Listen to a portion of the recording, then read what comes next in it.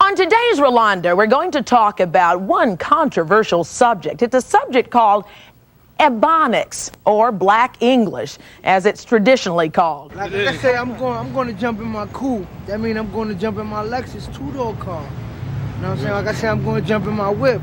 It could be any kind of car. Right. If I say, yo, my truck over there, that could be the Range Rover, Yukon, anything.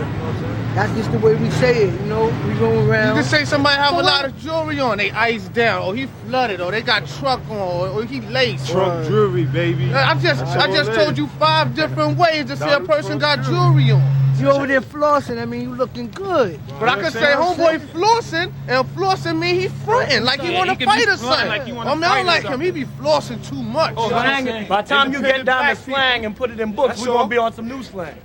Well, that's so true. Can you believe it? And that is the truth. I guess I'm icing down today because I got on some earrings. I thought it might have been just because I got caught in the snow. Well, I'm going to admit, I don't have a clue what most of the words mean, and I'm black. And I guess mostly because of what the kid just said there, because the language keeps changing all the time. So today, let's take some time to understand what Ebonics means. And we're going to talk with some people who believe that Ebonics is not slang, but an authentic language. It is definitely a language. It is systemic, it is regular, it has morphology, phonology, it has syntax, sentence arrangement, it has semantics, it gives meanings to words. And we're going to talk to some people who say that it's the most ridiculous concept that they've ever heard. If you took care of these conditions and made the schools better, then in 50 years we'd look back at all the clips and the newspaper clippings about Ebonics and we wonder why in the world we even talk about it. Well, the Oakland, California School Board fired up this heated debate when they proposed teaching black students in, and I'm going to quote, their primary language, end quote. And they were referring to Ebonics, which is a combination of ebony and phonics. Well, they have since reworded their proposal, taking out references to Ebonics as the language of many African American students, but the debate is still raging on. It is absolutely a language.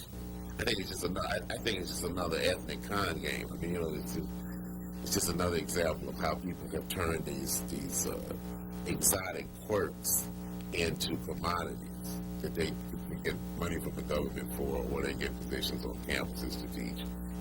I think it's fundamentally quackery. Its reality is that the school system is failing our children, and Ebonics is a proven success scientifically. So what you feel and what you think it is, no matter how insulting you are to yourself and the Ebonics movement, is irrelevant. The fact of the matter is Ebonics works to teach our children the mastery of standard English and should be used. But I would submit this, that if it is, so what? It has nothing to do with what the real problem is in the real world as we know it, because how do we get people to earn their livings and make their ways in the world through communicating with people in positions of power? 80% of our people, according to linguists, speak Ebonics only. 19% of them speak Ebonics and Standard English, and only 1% of us speak Standard English only. Why not try it? Why the hysteria? I don't think Black English is a language. I think it's just a body of slang terms that mutate, and I think it's a waste of time in academic situations. Black street slang is a superficial vocabulary and phraseology that's in one year and out the next. When I was growing up, we said, hey man, what's happening? I'm cool. Where you going? I'm going to my crib. Now they say, what's up? I'm chilling, I'm fat and butter and all of that. That's not Ebonics.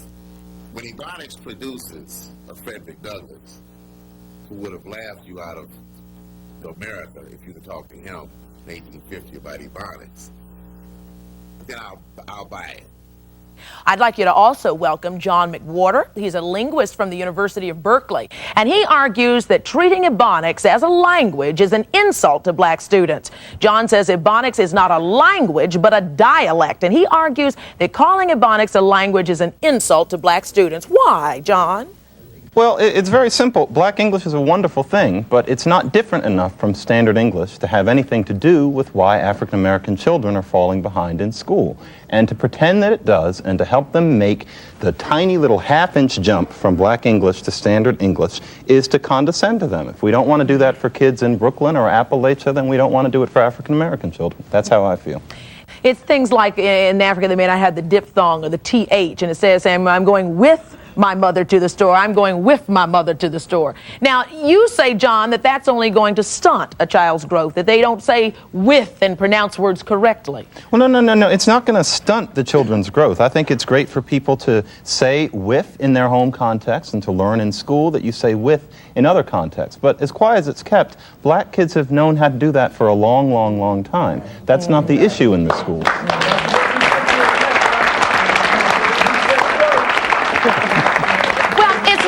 Black kids who speak Ebonics or Black English, whether you believe it's a slang or a separate language, Black English is very popular with teens from all ethnic groups. In fact, if you stick around on this show, you might be surprised today. In fact, you might learn something. Stick around for today's Rolonda. Like for the females, we call the females honeys, chicks, dimes, my boo-boos, my shorties. You can't teach that in school. You can't teach that in school. Hi, Rolonda here, just checking in to make sure you're enjoying my channel here and getting all kinds of delicious gems. If you like the material, hit the like button, and I'd love it if you would subscribe. And be sure to hit the notification bell so you can be alerted every time I upload a new video. Something's wrong with our complexion, something's wrong with our noses, something's wrong with our lips. Now something's wrong with the way we speak. Anything that is African about us has been rejected in this society, and we tried to do everything. We said something wrong with our hair, we straightened it. We said we were too dark, so we lightened our skin up. We said our nose was too broad, so some people have money to file them down, and but that stuff has got to stop. Welcome back, everybody. If you're just joining us, our topic today, Ebonics or Black English. It's a topic that many of us have been debating about in our schools and our homes. We've been reading many news articles about it, and we're trying to understand what Ebonics is all about. On today's show, you're going to meet some people who are Black, who are Hispanic, who are Korean, and we've even got some Jewish kids, and all of them speak Ebonics. I've seen a whole nation, I'll just say that, of kids, different cultures, trying to talk the street slang. Chinese kids, Spanish kids, Caucasian kids, whatever you call it. They want to walk around with the radios. Yo, what's up, man? All it is, they trying to talk, be like us, dress like us, and they just bring in a brand new issue. If a white person was brought up, grew up here, went to school with me, it's all good. But when he gets around his people, he going to start talking his little slang, trying to be like us. That's dead. You know what I'm saying? Because he don't fully understand what he's talking about. He hear us say something, then he gonna go around this man and go kick the same thing to him. You know what's going on? I'm Israeli and Jewish, so I speak Ebonics just like every other teenager speaks. I'm Hispanic, I'm mixed. My mother's Panamanian, my father's Puerto Rican. I do speak Ebonics, but to a certain limit. I'm Korean and I speak Ebonics, like stop fronting, what's up, badam, what up, dog, like that. It's a language for us, like language for the teenagers. You understand? It's a language when we hang out. I mean, like I talk to my mother, like I'll be like, yo, Mom Dukes, I need some loot, you know, like. But she knows what I'm talking about. But I can't go to my aunt and be like, yo, Auntie Dukes, I need some loot. She'll smack me right on my face. Well, we all need some loot, I guess. Boy, are we learning? I mean, kids are really changing the way that we speak. If we're fighting to make Ebonics a separate language, then what might that mean for the future of our next generation? Well, why don't we ask them? I'd like you to meet Raymond, who is 22 years old, 18-year-old Dee, who is from Chile, 17-year-old Katrina, who is Jewish, and JC, who is 19, and her family is from Puerto Rico. Now, y'all give me an example of speaking some Black English. Now, I want to hear a Jewish girl speak some Black English, okay? Tell me how you might say something like what kids would say. Talk to me. What up, girl? What up, girl? Oh, I can say that. What's up? But what else might you say? To help me a little bit about what... Saying, what's up, boo? What's up? We chilling? We're going to get it going on tonight. We're going to go bouncing, lamp throughout the Ave and all that. We're going to go catch this party, do this up, smoke some of that thing, or whatever. But this is going to go mad different world. Oh, no! Now, wait a minute. Hold up, Raymond. What do your folks say when you start talking all that? I'm saying my moms could relate to me on that slang, but when I go anyplace else on a professional level, I can't talk that way. You better it's not believe gonna progress me in society. But as far as me getting along with my homies, when I'm just meditating, relaxing, we can talk any way we want. Say whatever we feel for any particular situation. So what I hear you saying is that it is a different language, but it has its place. And do you think the classroom exactly is right? I'm saying that lingo is only for the streets and that's it. We can't progress in society with slang. Slang is for you to get around the hood and all that. There's about, what, 20, 25 ghettos in the whole United States, and that's where slang belongs. But in the whole other world that we surrounded in, you got to be able to progress and talk regular. Let me point this out. Daniela, or D, as she said I could call her. D, you say that this is okay to have in the classroom because it might make students and teachers a bit more approachable to each other. Is that what I was saying is that not everybody is like myself, that I was raised up by my family. I've been living at home all my life. There's kids from the projects that all they know is the streets. And they're not going to go to school and they're not going to be interested in school if a teacher's talking a different language. To them, it is a language because they've been brought up in the streets. There's some kids that can't even go to school because they're only 16 years old. They have 3 kids to feed. They have mouths to feed. Their kids, to put clothes on. They can't go to school and going to learn something new. They have to go into it. But D, you speak Ebonics, and look how beautifully you just communicated with me. Can't we accept that that's the way there's a time and place when to use it? And I'm saying by you teaching that in school, you're telling the students that it's all right to speak that. I'm not saying that I want kids. I'm not saying that I want it taught in schools. I'm saying that teachers should know how to speak Ebonics in order to communicate with the kids that are from the projects and aren't as fortunate to know proper English as myself. They're not going to go into school. They need a teacher to communicate and speak their language. Here's a mother who stood up in the audience, and I want to know what you have to say about this. Hi, I have 4 daughters down to the age of 8, and I'm dealing with this very much so in my home. But I agree with the young man exactly. We control our kids right now, and I think we cannot control them too much. I mean, we control the way they dress. We try to control the way they speak. We try to control where they go to school.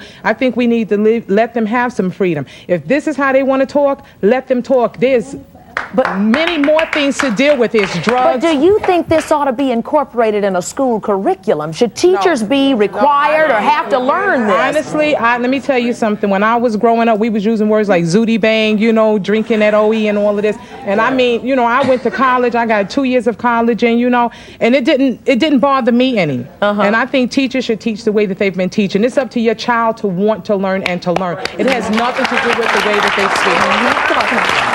What do you say? I have a question. If they're planning on incorporating this into the school systems, are they going to send the teachers to school to learn Ebonics? The Oakland School Board is saying more tn that, though. It's not only these awareness sorts of things, which are just fine with me. Also, if you read the resolution and if you look at the sorts of things that have actually been tried in the past, what they're also talking about is workbooks with exercises such as I.B. Walk-in. Now, Timmy, you translate that into standard English, and textbooks in the language as opposed to in standard English. And the question is reading books in Black English? We spoke pig Latin. Ray. We couldn't speak. But that's what we were talking about. It was a code. It was a code. We couldn't speak it in our household, but we could speak it outside. Right. And I feel these children have to have their own secret language so they can't upset their mother and father. And matter of fact, they might be cursing us out. Well, many are asking, is the Oakland School Board proposal an innovative concept that maybe many places need to consider? Or is it just simply an insane idea? We're going to meet a teacher who says the Oakland School Board's decision was a ploy only to get more money. We'll talk about that right after this. I assume that the school board is really trying to get federal funds in order to compete with the bilingual students that get extra money, because the whole concept that those people that speak in proper English should be established is kind of stupid. And y'all don't forget to sign up for my free webinars on the joys of voice acting. We have such a great time. You can ask your burning questions. You can meet fellow voice actors live. And of course, I'll be gabbing with some of my VO Pro friends who drop all kinds of wonderful information that will help you get into the game or level up the game you already have. So hang in there, keep it going. We are not talking about teaching Ebonics in LAUSD, period.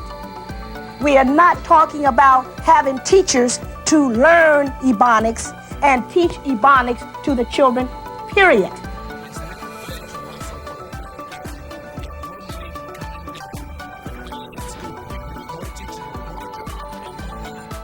That's a part of any ethnic group identity. The Irish do. The Asians do. When they get together, they'll talk about that twisted up way that people from China didn't speak English, for whom English was a second language, spoke at that time. Every group does that, but they don't jump up and say, okay, now, we have to make the way that my Chinese great-grandfather spoke English. That's the real way, that's the real version of Chinese English, or Chinglish or something. Language is different. Speech patterns are different. Whether you call it a language variety, black vernacular, black English, Ebonics, it is a different speech pattern that derives from African languages, using English words. Well, there are a lot of people who think that these sorts of things come from Africa, but interestingly, I've never heard any Africans who speak English sound like that. So if it's an African language, it doesn't sound like English the way Africans speak. In African languages, the TH sound has a D sound if it's at the beginning of a word, and it has an F sound if it's at the back of a word. South. Both of us are going south. Not because we're stupid, but that comes out of our morphology and phonology of African languages. The other element of a language is syntax, sentence arrangement. How do you structure words into sentences? Sometimes we use the word to be different ways. He be tired means he's tired all the time. He tired. Daddy gone. Mama mad. We don't have to say, my mother is very angry. That's standard English. We say, Mama mad. And everybody's clear about what that means. To be saying that some kind of way we have to submit to this idea that our natural state is outside of the norm, or that we can't master something, or that we can't be taught something. I think it's just fallacious. It's just, it's an intellectual coon business. I think it's an insult. It is lack of research. It's lack of intelligence to say that your native tongue is an inadequacy. That's self-rejection. That's internalized oppression. We're not talking about an inadequacy. We're talking about embracing your heritage and using your native tongue as a bridge to teach your children. What's inadequate is when you put children in special ed. What's inadequate is when you label children educationally, mentally retarded. What's inadequate is when you label children LD, learning disability. When you label children at risk, because you don't want to inculcate their culture and their linguistic retention of African rules and systems to teach them standard English. Instead, you want to denigrate. You cannot put a child down and then try to lift them up to learn other subjects. It doesn't work like that. Ebonics, that's our topic today in Rolonda. Is it slang or is it the new black language? Well, Ellis Marsalis, director of jazz at the University of New Orleans, says the Oakland School Board's decision on Ebonics was just a scam to get more money. Really?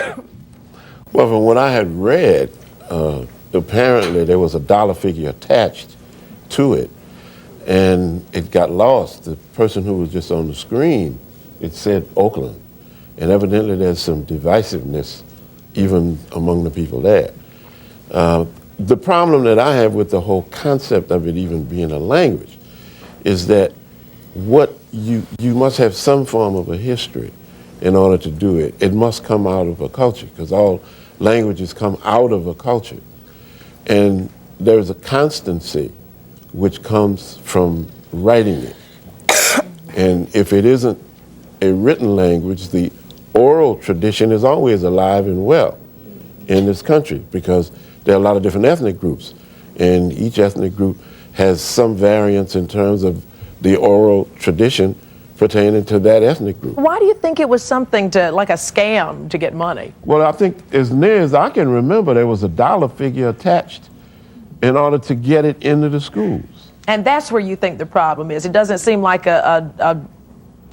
an effort to you to help the kids, but more to help the budget. Back in November, before this became a big issue, one of the Oakland representatives actually said out loud, the Latinos got theirs and now we want ours. I don't think they dare say that now, but they said it in November in the paper with a bold subhead. I remember it well.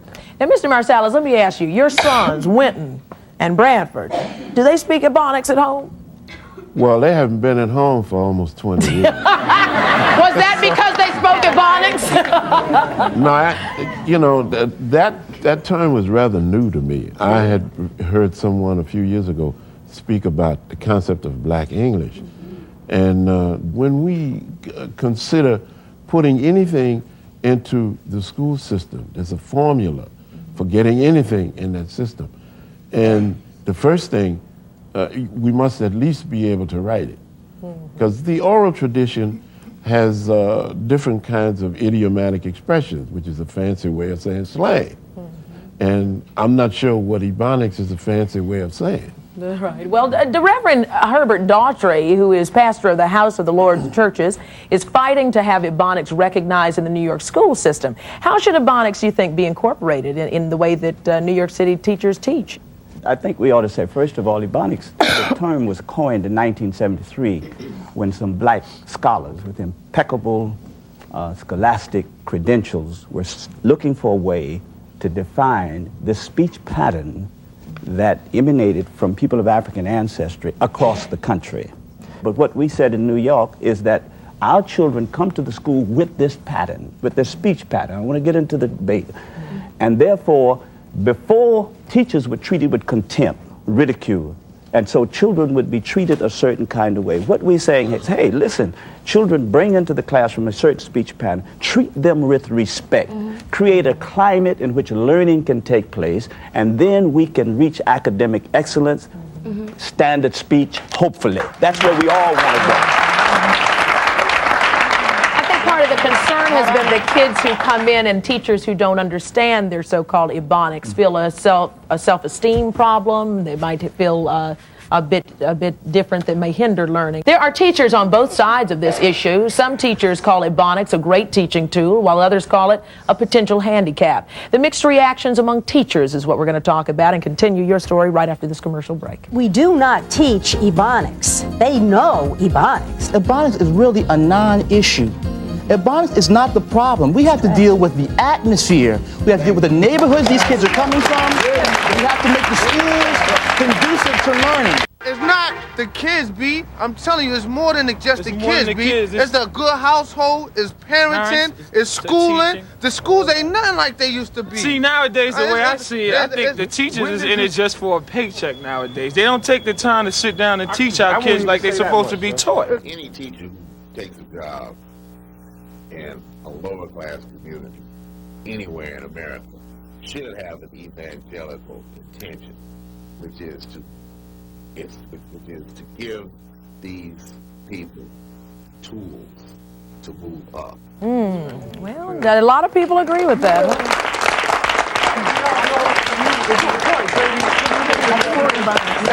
Just a few weeks ago, the Oakland School Board proposed using Ebonics as a teaching tool for black students who are failing in the classroom. It's amazing when you point out that more than half of the black students in Oakland drop out before even finishing high school. So that is perhaps why this school board was taking such drastic measures to consider educating kids who were having trouble. One plan includes having teachers learn how to translate Ebonics into standard English.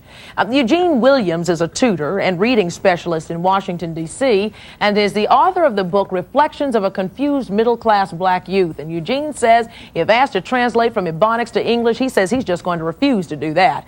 I want you to also meet Linda Teichman, who teaches English in the San Francisco Bay Area at Mountain View High School, and she does not agree with Eugene's position. She says that Ebonics is a great idea. Linda says that this is something that could help a kid's self-esteem. How does Ebonics, possibly coming into a classroom, how does that help a kid stand tall?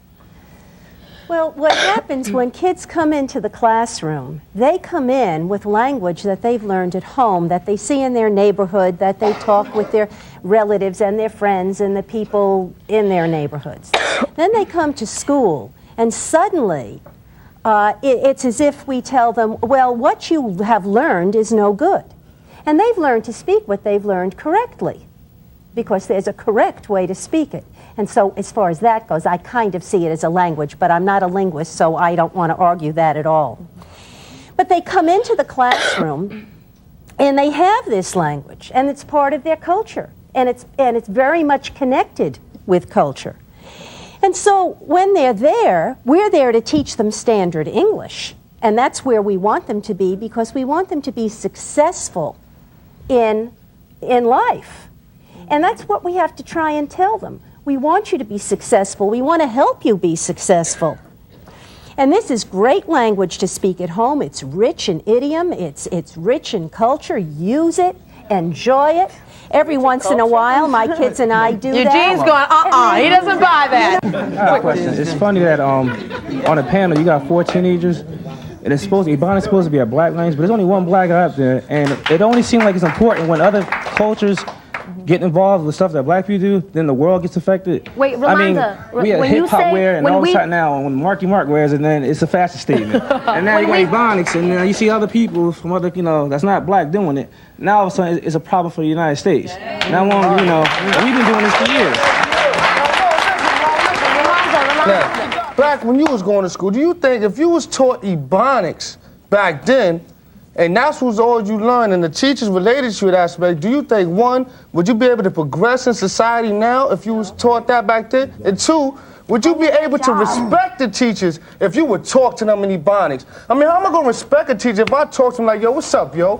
Give me what I got to do tonight while I go chill in the crib.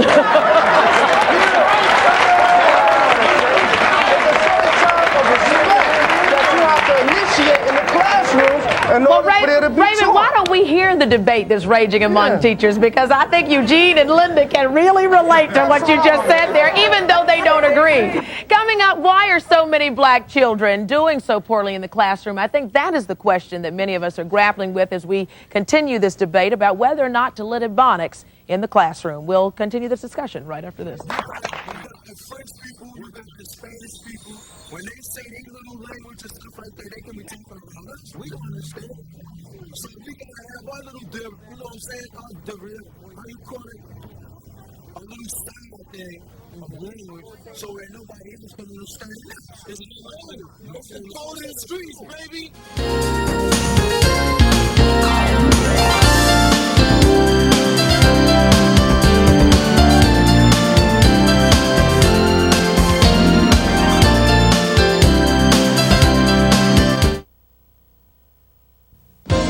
Now, if you're going to be in the New York area and would like free tickets to Rolonda, well, please call us at 212-650-2060. I'd be like, yo, I need you to do me this solid instead of a favor. I say, yo, I need you to do me this solid. I need you to come through for me. You know what I'm saying?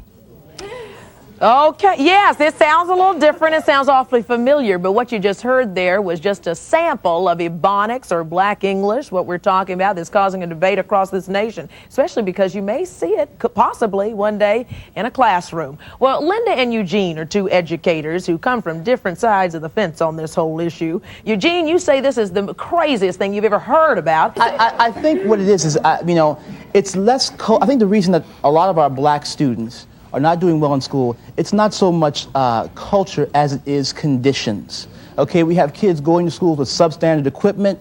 They don't have the right books. They have teachers who aren't as well trained. You should see some of the teachers. It was 1 degree. It was like 1 degree with the wind chill today, and you could see kids outside waiting in the cold because they can't go in because they got to get searched to go into schools. So you got things like that that's subtracting the students from going to school. When you're worried about just living every day, it's hard to get but I'm saying it's a whole bunch of this other stuff that they're not going to. If you erased all of those conditions, if you took care of these conditions and made the schools better, then in 50 years we'd look back at all the clips and the newspaper clippings about Ebonics and we wonder why in the world we even talk about it. That's my brother right there. That's what you also know when you talk about. If you look at the clips, our kids know the difference. If you look at the clips of the young men who were explaining the terms of Ebonics, when they were explaining it, they were using standard English. They already know standard English. There's a time and place for everything. When you get a nice job, you don't talk to a boss. When you want to get a nice paycheck, you make sure you talk proper English. So instead of wasting our money on teachers, first of all, the teachers should take out individual time with every single kid. And they could understand to communicate with each other without teaching them Ebonics. If educators knew what to do, why haven't they done it? The reality is if they don't know what to do, then at least have the grace to listen to new ideas. The reality, sir, is the governor has just offered put home. You don't interrupt anybody but me. Okay, I'm so fine. Fine. The reality is the schools are so everybody is searching for new ways to reach our children, to get them to a certain standard. It is fundamental in communication.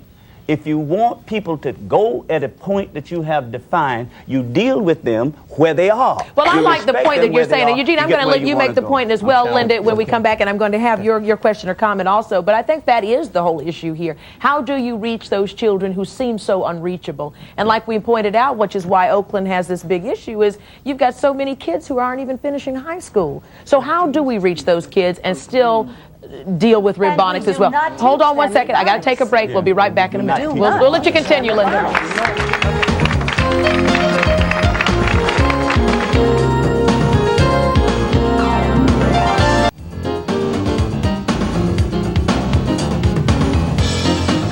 Culture of clothes and styles of clothes change, style of talking change. But it always what? One blueprint, which is English, which makes us elaborate on that into slang. It all comes from English. So English is the blueprint, that's what you teach. You don't teach slang, because slang comes from English. We just change it around, that's all.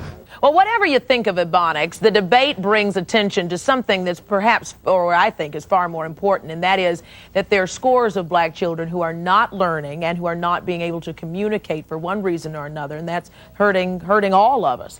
50% of black students in Oakland School District, for instance, as we've pointed out, drop out before graduating. And if Ebonics is not the answer, then the question we need to be asking is what is? How can we reach our students? Eugene, Linda, you were trying to make a point before we went to break. Well, I was saying that we do not teach Ebonics. They know Ebonics. And all we need to do is validate who they are, respect them, take them from where they are to where they need to be successful in this community. So you say if it takes Ebonics to reach our kids, then so be it. Eugene, you disagree. Well, I say the best way to do that is to set an example for them and raise the bar. And also, what we're dealing with, Ebonics is really a non-issue. Ebonics is not the problem. We have to deal with the atmosphere. We have to deal with the neighborhoods these kids are coming from. We have to make the schools conducive to learning. If a child is worried about what he's going to eat or whether his mom is going to slap him upside the head when he gets home, how's he going to be able to diagram a sentence or worry about grammar? That's the least of his problems or her problems. Exactly. Well, I think we all agree that we want our students and children to be successful and speak standard English. But what I think is happening here, we have not really defined the difference between Ebonics and slang. And as the Reverend and the doctor were saying, Ebonics is a form. It's a form of English language spoken by African American people. Ebonics is the verb to be, and it's well. Let me read this to you. Black English is classified as a social dialect by the American Speech, Language, and Hearing Association. Its earmarks include unconjugated use of the verb to be, as in he be sad, And there are instances where there have been experiments where this has worked. That is to say, John Rickford out at the University of Stanford had done some research on it. They've done it overseas. In other words, taking children where they are. This lady had a very interesting story. That has happened. It has been done. So we're not dealing with what has not been teacher's aide, working. and the way I relate to my children is I come in with that kind of a gangster attitude, and they seem to listen to me more as opposed to the teacher who's standing there using standard English. They're paying no mind. But I come in there, what's up, y'all? Check it. We're gonna do it like this, and they listen up. That's not the real world. That is the real world. That is the real world. No, That is excuse the me. real world. The first way, the first step into teaching a child, you have to relate to them, be able to communicate to them, and get them to listen to you. Exactly. So in other words, water seeks its own level, so you have to come to their level in order to get them to understand you. I'll let you respond right after this. We'll be right back in a minute. Thank you. That's an interesting point, though. Interesting point. We'll be right back. Teachers need to learn how to communicate to kids. And the only way of doing that is learning Ebonics. I'm telling you right now, because kids ain't not going to sit there and sit through a whole bunch of that teachers is talking to them like, yo, proper this, proper that. They're going to be like, what? They're going to leave and go sell their drugs. They need a reason to go into school. It ain't gonna work. You teach Ebonics? Oh, what did he major in school? Ebonics? Yeah, we got a spot for him. Ebonics, that's what are you laughing at so much over here? What are you responding to? Stand up. Nobody respects that. No one respects Ebonics. I work with a lot of record labels and things like that, and we talk hip-hop language, whatever you want to call it, but when you write a proposal and you're asking for funding, you have to speak English. I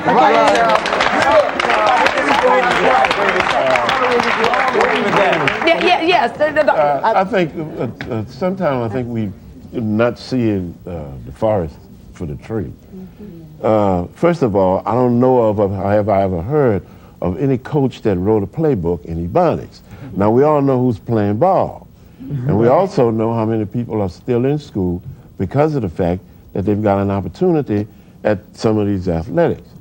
Now, when it comes down to it, it appears that Ebonics has become a buzzword for an indictment against the public school system. You know, I've been in public education for many, many years. And there are some things about the system that need to be changed.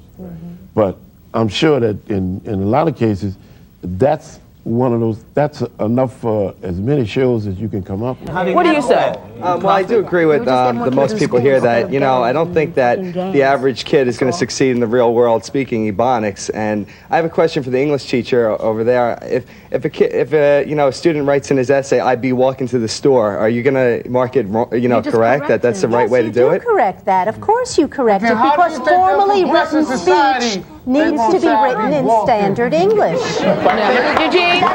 But you're saying you're accepting that. Do you accept that in your classroom?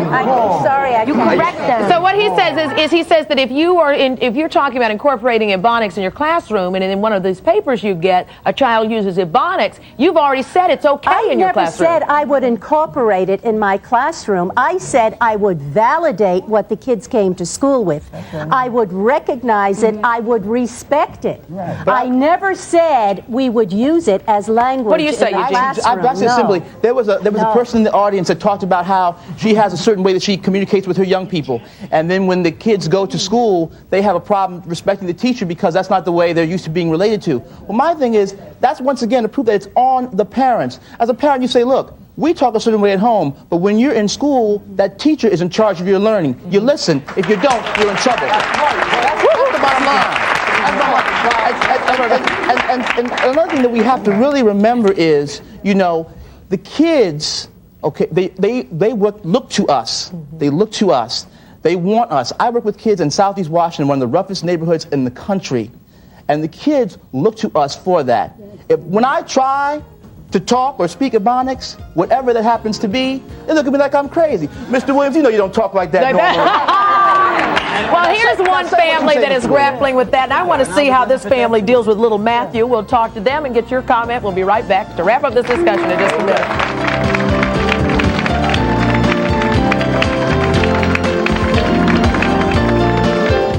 Did you enjoy that? If so, hit the like button so we'll get an idea of the types of topics you like. Also, be sure to hit the notification button and subscribe so that every time a new video is uploaded, you'll be the first to know.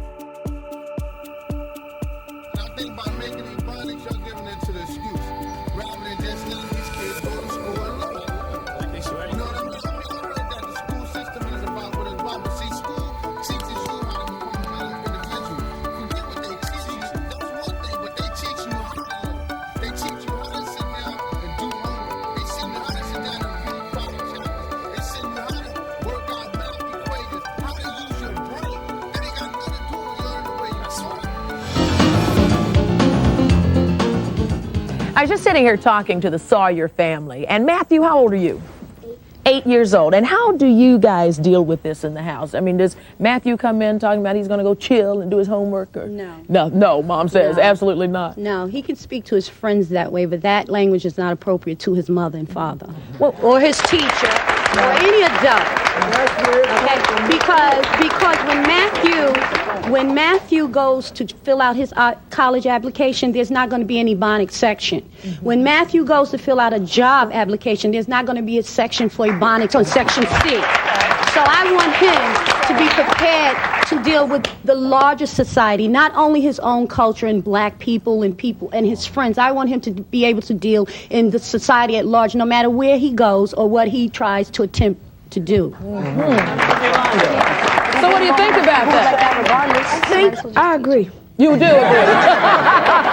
Mom and Dad say that's the way it is around here. That's the way it was in my house too, Matthew. And look at me now, I'm a talk show host, right? Hey. It works that way. But I do feel that teachers do need to understand the language the child is speaking or how they express themselves, but putting it in the formal curriculum is another issue. Right. Because to me, it's separatist, it's not inclusionary, not to me. Well, listen, you know something, the chancellor of New York City Schools says this: the emphasis in the classroom should be on teaching students to master proper English usage, because that mastery is going to be required of them when they go on job interviews, attend college classes, or do anything else required of adults in our society. Yes, those are what we call straw man arguments. In other words, everybody agree with that. No, I'm sorry. What I mean is that we don't have a difference of opinion on that. We know what children need to have when they reach the outside world. We know. I mean, so to argue, everybody thinks that it's not part of a curriculum. It's not going to be. It's only accepted. I was listening to 98.7 one day, and it was a teacher there. And she was part of that school, and she was like, it's not a curriculum, it's just to lure the little kids in so that they could be molded into learning standard English. That's all it is. See, now with all of them up there, they're not ghetto. You know, I mean, there are really people that are really ghetto, who their mothers having babies. I mean, there's children having. Hold on, wait. Come here. Come here, so I can hear you. Keeping it real. I was brought up in the projects. My profile is all real, sweetheart. Ebonics is not. Hey, don't forget to like when you like, and don't forget to subscribe and hit that notification bell so you'll be the first to know when the next video is uploaded.